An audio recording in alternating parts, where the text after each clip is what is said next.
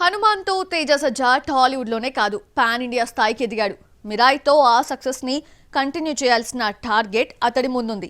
ఇక సినిమాటోగ్రాఫర్ కార్తిక్ ఘట్టంనేని దర్శకుడిగా ప్రూవ్ చేసుకోవాల్సి ఉంది.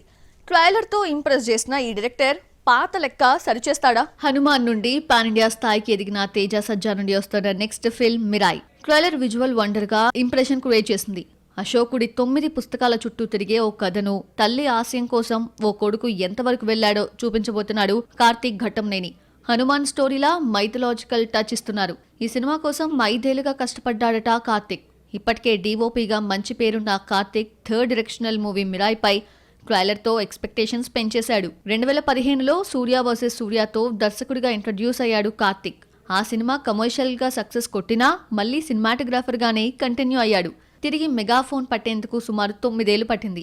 రవితేజను డైరెక్ట్ చేసిన ఈగల్ మూవీ బాక్సాఫీస్ దగ్గర సందడి చేయలేకపోయింది. ఆ టైంలో కార్తిక్ కి దర్శకుడిగా సెట్ కాలేడన్న మాటలు వినిపించాయి. కానీ ఈసారి పక్కా కథతో 100% ఎఫర్ట్స్ పెట్టి మిరాయి ఫిల్మ్ ని తీసుకురాబోతున్నాడు.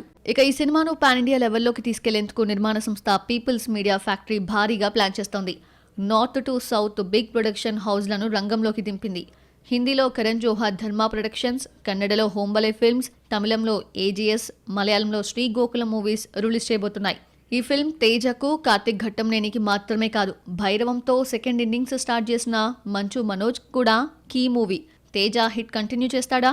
టీజర్ ట్రైలర్తో ఇంట్రెస్ట్ ని క్రియేట్ చేయగలిగిన డైరెక్టర్ విమర్శించిన నోళ్లతో అప్లాస్ తెచ్చుకుంటాడా?